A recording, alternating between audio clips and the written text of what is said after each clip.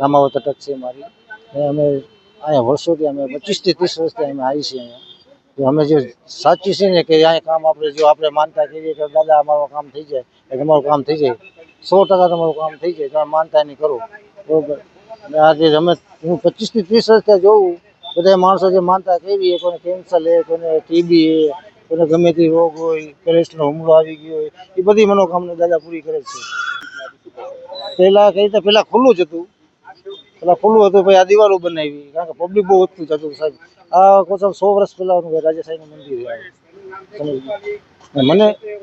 મને 30 વર્ષથી અહીંયા આવતા ને 25-30 વર્ષ થઈ ગયા, ત્યાં કાંઈ દિવાલ હોતી નહીં બરોબર, આ કાંઈ હતું જ નહીં. અહીંયા પેલા અહીં રસ્તો હતો, બધા માણસો ઠેકીને આવતા હતા. દાદા બધાની મનોકામના પૂરી કરે છે. અહીંયા જો દૂધ, નારિયેળ, અગરબત્તી ને ઓલી તલની આવે એ બનાવીને ચડાવે. ખાલી 4 વસ્તુ ચડાવે. 1-1.5 વાગશે ને એટલે ઓછી થઈ જશે, 4-5 વાગશે ને એટલે બધા આવશે. સવારે 4 વાગ્યાથી પબ્લિક ચાલુ થઈ જાય. જયંતિભાઈ ચૌહાણ, ઉંમર વર્ષ મારું 63 છે. હું ઘણા સમયથી આવું છું, 25 થી 30 વર્ષથી આવશે. અને બાપાએ સવારમાં ઘણાને દર્શનય દીધેલા છે.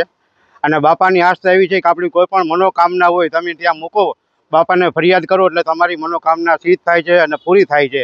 બાપા અવારનવાર કોઈ પણ સંકટ સમયે આપણે મૂંઝવણમાં હોય ત્યારે બાપાને આપણે યાદ કરી, સરમરિયા બાપાને, ત્યારે સાક્ષાત બાપા એમ સમજી લ્યો કે આપણી ફરિયાદ સાંભળી લે છે, આપણા સંકટમાંથી દૂર કરે છે અને સંકટમાંથી મુક્તિ મળે છે. આપણા પરિવાર ઉપર કોઈ પણ આફત આવી હોય, કોઈ પણ મુશ્કેલી આવી હોય, કોઈ ગંભીર બીમારી આવી હોય, કોઈ પણ ગંભીર રોગ આવ્યો હોય, પણ બાપાની તમે એક શ્રીફળ કે તલવટ માનો કે અગરબત્તી કરો એટલે બાપા તમારું સહાયતા કરે છે અને ગંભીર રોગથી આપણને મુક્તિ આપે છે. અને આપણે ડૉક્ટરો પાસે જાય છીએ, આપણે કોઈ પણ એની આસ્થા રાખીએ એટલે આપણું ઓપરેશન સક્સેસ જાય છે. કોઈ પણ રોગ હોય, કેન્સર હોય, કોઈ પણ ટીબી હોય, કોઈ ગંભીર રોગ હોય તો આપણે એમાંથી દાદા મુક્તિ આપે છે. અને મારો 63 વર્ષની ઉંમર છે. હું ઘણા સમયથી દાદાને દર્શને આવું છું. હજી સુધી મને કોઈ પણ જાતની તકલીફ નથી, કોઈ પણ મૂંઝવણ નથી.